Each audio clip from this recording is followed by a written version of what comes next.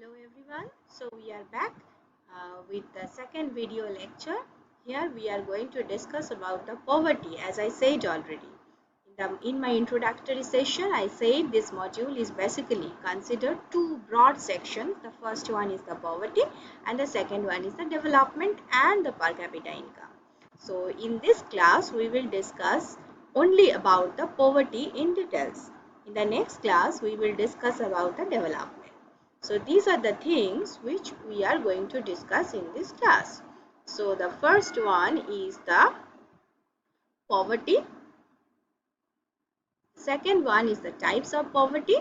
Third one is the poverty as the capability failure, which is actually the concept given by Professor Amartya Sen.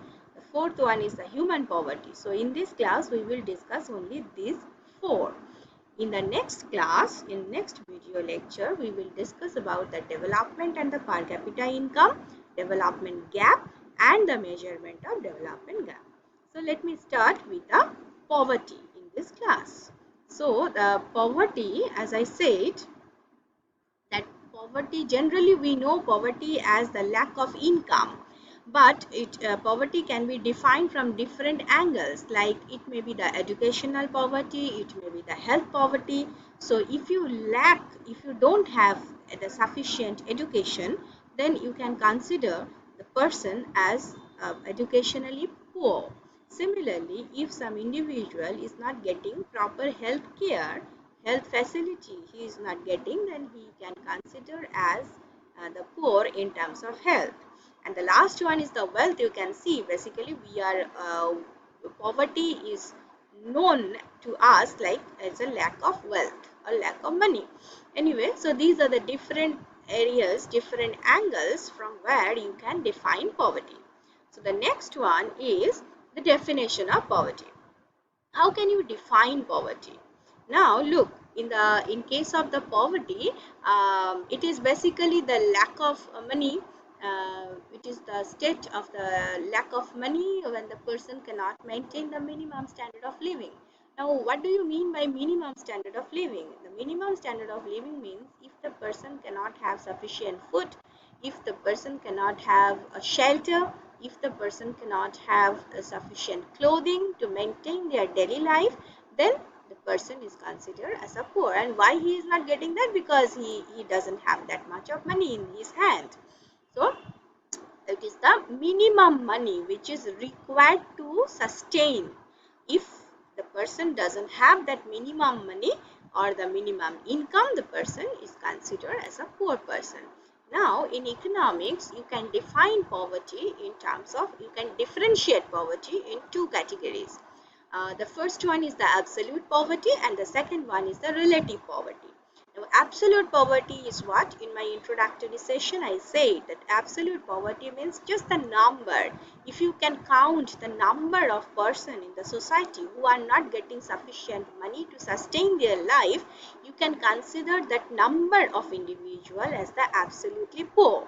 So this is very much used in the economy. If you can consider, if you can calculate, if you can count the number of poor, then it is very much useful in that sense. On the other hand, the relative poverty is not like that. Relative poverty means the person who is relatively poor. So with respect to what? When we are saying about the relatively, that means there should be some standard, there should be some cut-off. So what is that? This is the median value of the income of the society. Say there are 10 individuals. So if you arrange their income level either in ascending or in descending order, there will be a middlemost income.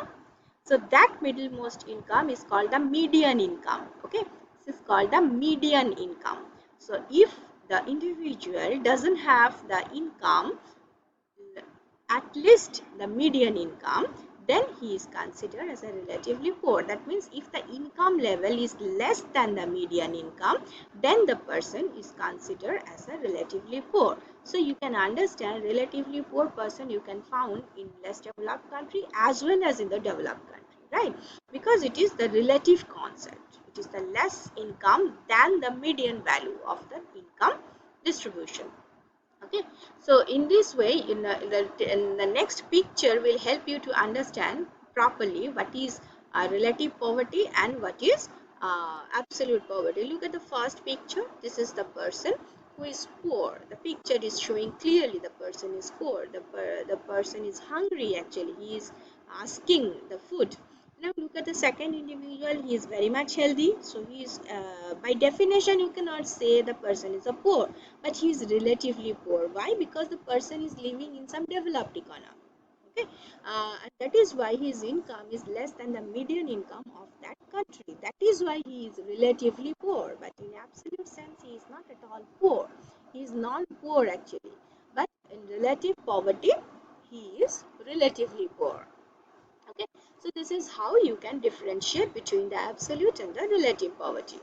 Now look at the next slide. The next slide is showing poverty. How can you define poverty in terms of the capability failure? Now this, as I said, this is the concept given by Professor Amartya Sen.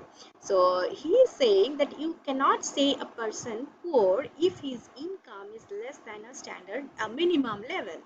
According to him, it is the basic reason behind the poverty is the capability failure. That means he is not capable to have the items to survive in the world. Okay, so this is the failure. This is the capability failure of that individual not to get the minimum items to survive. Okay, so what are those items which one must have to survive? The first one is the food, the second one is the education, and the third one is the medicine according to the Amartya Sen. Now if the person is not capable to have sufficient food, that look, he is not capable, maybe because of lack of income, maybe because of his poor health, maybe because of his living area, maybe the economic or the political reason, whatever be the reason, he is not able to have the food. Then according to Amartya Sen, this is called the capability. If he is not getting the sufficient food, then he is incapable of being nourished, right? He's malnourished. If you are not getting food continuously, then you will be malnourished. So this is what the capability failure in terms of food. Similarly, if you are not getting proper education, then you are considered as a failure in terms of capability to read and write. So this is again the capability failure. You cannot read, you cannot write. And the third one, if you are not getting sufficient medicine, if you are not capable of getting the medicine, maybe of, again, there are so many reasons behind that, but whatever be the reason, if you are not getting sufficient medicine, then you are not capable to live long because you will be sick, you will, there are so many diseases are coming and you cannot fight against all of them. So these are the basic reasons behind that. These are the basic areas behind the capability failure.